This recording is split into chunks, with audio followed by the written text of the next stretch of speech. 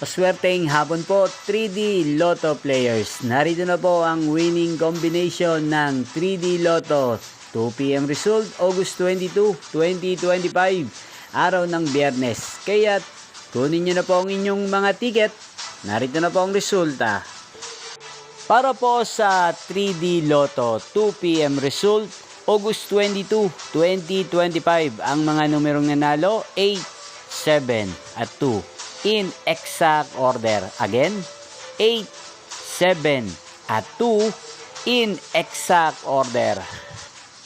At ngayong oras na to, atin pong i-shoutout si Ate Pipay na laging nanonood sa channel na to. Shoutout po sa inyo, Ate Pipay.